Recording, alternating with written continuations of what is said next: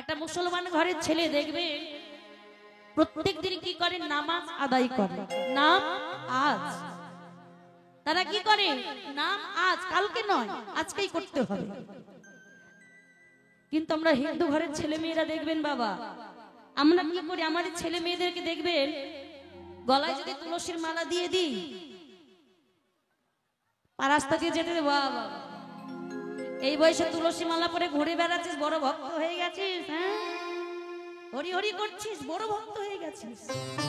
কোন ধর্মে হোক না হোক বাবা, আমাদের সনাতন ধর্মে এটা কিন্তু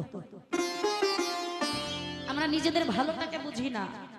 কিন্তু দেখবেন একটা মুসলমান ঘরের ছেলেকে কতটা শিক্ষা দেয়। তারা কি করে, ছোট বড় সবকে একসঙ্গে প্রত্যেক শুক্রবারে লুঙ্গি পরে মাথায় টুপি দিয়ে বাবার সঙ্গে হাত ধরে মসজিদ থেকে নামাজ একসঙ্গে নামাজ আদায় করে। নাম আজ, আজকেই, কালকে নয়। ওরা কালকে রাস্তা করে না, আজকেই করতে হবে।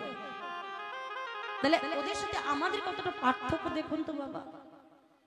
রাস্তা দিয়ে যদি একটা মৌলভী সাহেব যায়, মুসলমান ঘরের ছেলেরা তাকে দেখলে ওর সালাম জানায়, মাথা নত করে।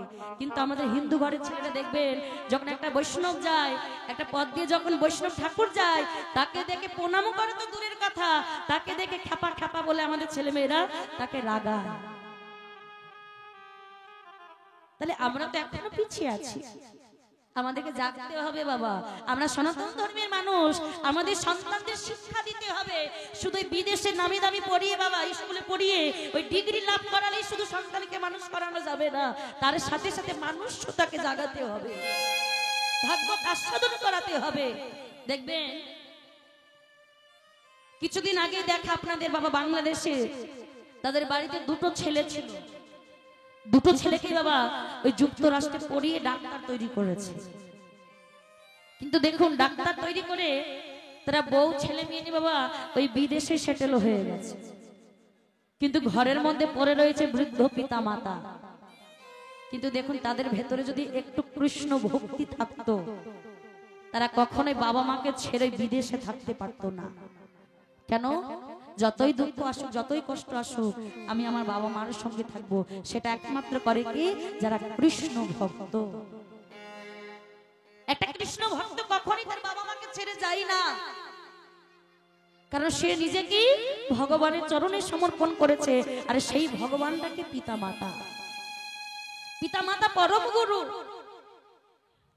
আগে তুমি পিতা মাতাকে ভালোবাসো, দেখবে তোমার 33 কোটি দেব দেবতাকে ভালোবাসতে হবে না, ঠিক তারা ভালোবাসা আপনি পেয়ে যাবে। ভালোবাসতে হলে আগে বাবা মাকে ভালোবাসো। কোন সন্তান যদি পিতা মাতাকে এক ফোঁটা নয়নের জল বার করে মা, সেই নয়নের জল সন্তানদের প্রতি অভিশাপ হয়ে লেগে যায়। তাই কভু বাবা মাকে কাঁদাবেন না, দুঃখ দেবেন না, কষ্ট দেবেন না। কীর্তন আসর এই যে আপনারা আয়োজন করেছেন, নামি দামি কীর্তনে এখানে এনে বাবা কীর্তন আস্বাদন করাচ্ছেন, আপনারা শ্রবণ করছেন। কীর্তন কি রতন! কীর্তনিয়া কটা পদাবলী গাইলো, কটা ভজন গাইলো, কেমন নাচলো, শুধু এটাই কীর্তন নয়। কীর্তনের ভেতরে কি রতন আছে, নিজেকে পরিবর্তন করতে হবে। কীর্তন দেখুন, এই কীর্তন আস্বাদন করতে গিয়ে নিজের পরিবর্তন করতে হবে, নিজের ভাবটাকে জাগাতে হবে। আরে হরিবাস শুনেছে কোন ভক্ত যদি আমার গৌরপূর্ণ কথা আস্বাদন করতে গিয়ে যদি দুঃখটা নয়নের জল বার করে বাবা, সেই ভক্তির ভগবানের চরণে কৃষ্ণ কৃপা লাভ হয়ে যায়। প্রেম সে বলো নিতাই গৌর হরি বল, হরি বল, হরি বল, হরি বল।